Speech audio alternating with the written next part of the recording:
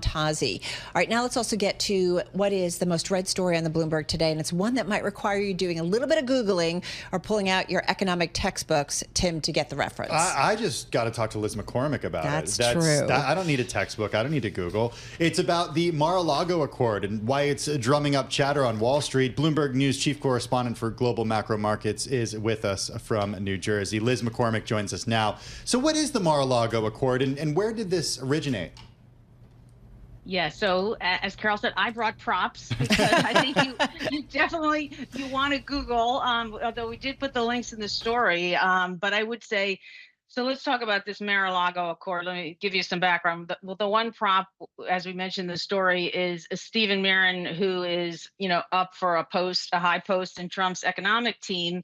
Last year, wrote a piece at the hedge fund, not his, but about this, and it's very good. It's out there. You can Google Stephen Mirren, and he details this. But then I've been learning about this and some work of Zoltan Pozsar, who we know, who's done a lot of things, has his own company now, and then Jim Bianco, which the story kind of centered on, who we all seem to follow well, was doing a webinar with his clients. So long story short, Jim was saying, listen, it's time to really talk about this. I'm going to give it broad and then try to go in the weeds a little bit. But this kind of Mar-a-Lago Accord, as we know, at least some of us, around for a while, there were a few currency accords, one known as the Plaza Accord, the Bretton Woods, and the Mar-a-Lago Accord originally came from this Mirren paper where he kind of took some creative license. Obviously, we know where President Trump lives most of the time when he's not in Washington. But it was about, they had the fundamental view that it's a lot, but that the U.S. dollar is overvalued, and that's been kind of the root of the problem. But what Mirren gets into, and Pozsar, and by the way, Tracy Alloway has a great Odd Lots newsletter that goes into this, including Stephen Besant, who you guys had on TV, and his role in kind of trying to reshape things. But that the dollar's overvalued, that we need, our trading partners, things to get more in line. And what Jim Bianco laid out, kind of, it's, this Mar-a-Lago is more of a concept than hey, we're all meeting down in this location, but that it's about tariffs, which obviously we've seen, President Trump is beginning to utilize more, the use of that to kind of get, trade more aligned.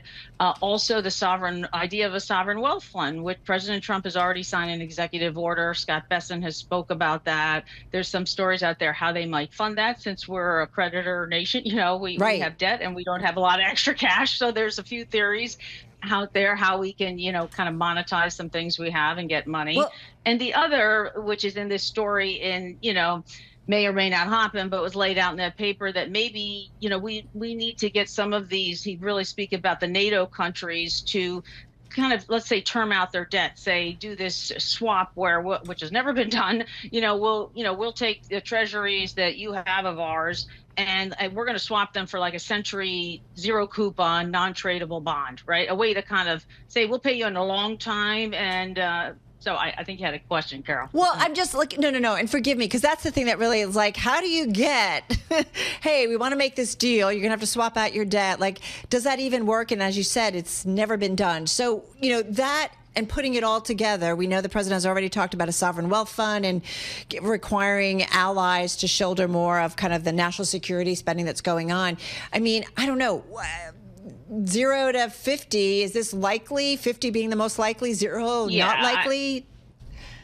Well, I would say even Jim Bianco in his talk, which I listened to, was hey, kind of I don't know if this will happen. He kept saying, you got to take Trump seriously, maybe not literally, right? That he's going to do big things and break glass about a bunch of things you might not expect. This could happen. I mean, if you look at in the Mirren paper, he talks about, which I highlighted, why would they do this? And Pozsar spoke about it, and they talk about, what's the stick to get countries? One of them is tariffs, right?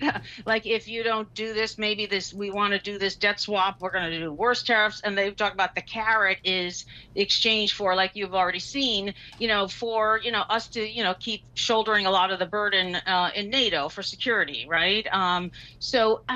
Carol, I think it's not anything in the offing anytime soon, but it's definitely an idea it's floating around since Stephen Marin wrote that paper and other things. And like I said, I think it's getting more in the chatter, and I think that's why Jim felt like it's important. Like you got to like at least register what's going on here. As we said, most read story on the Bloomberg. Liz McCormick, thank you, bringing the props and all. We really appreciate it. Chief correspondent for Global Macro Markets here at Bloomberg News out there in New Jersey. Something that